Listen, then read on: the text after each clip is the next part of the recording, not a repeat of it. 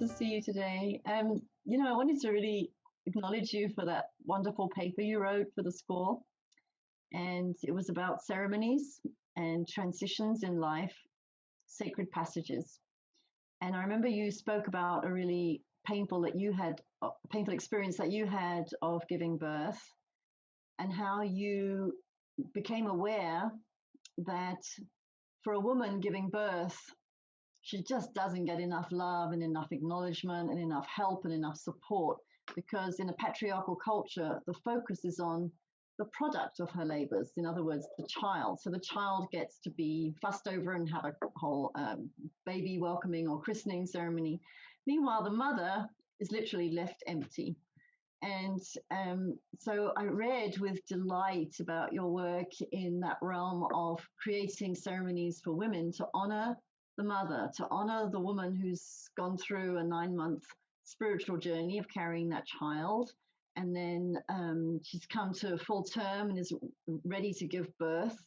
And at that point, she gets to be surrounded by the women who are the support system in her community. She gets to be honored. She gets to be given the spiritual platform or springboard or container to go through the birthing process. And I'd love you to speak more about that and about your experience and about your intention for your ministry around creating ceremonies that are life affirming, particularly for women. I think, thank you for that, for your kind words. I think for me, it starts from as women from when we get our first cycle, Mm. and that begins, and there's a lot that is built into that, and there's a lot of, we talk about it with our daughters, and we talk about like how to deal with that in society, and there's a lot of shame around that too. If you have an accident at school, and you're not ready for your period, you happen to get it, and then that stays with you for a while, a little scarlet A, if you will, or P.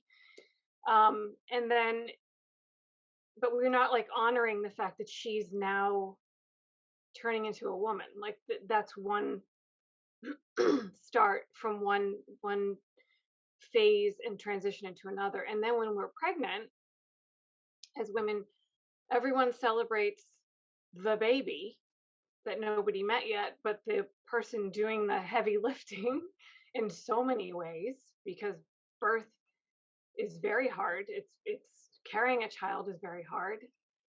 it can it can it does a lot to our bodies. It's exhausting. And we have baby showers because all the gifts are for the child, but what are we doing to support the mother?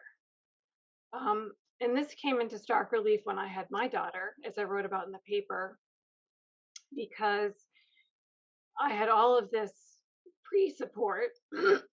Excuse me. I had all this pre-support, and then when I had her, I was totally alone. I was completely alone, and she happened to be put into NICU for a few days, but there was no support, even amongst the most well-intentioned nurses and hospital staff. Their focus was on her, and I wanted that to be there, but I felt sort of just, I had done my duty, and I was sort of pushed to the side. My job was done. That's it.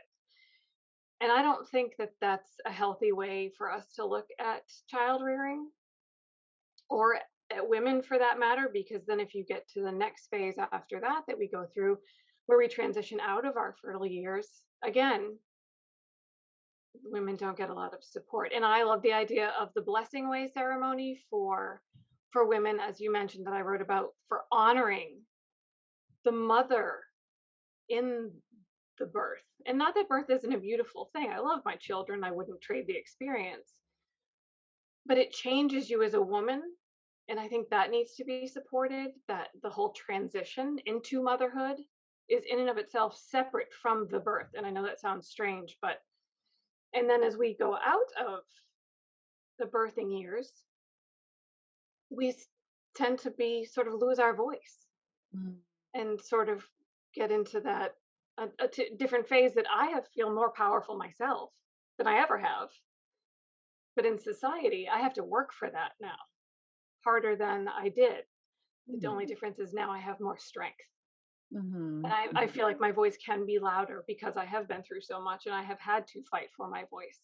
So I do want to create spaces and ceremonies to honor all of these transitions for women so that we can really make a space for ourselves and honor that place and these the power that women carry. We bring birth and life into this world.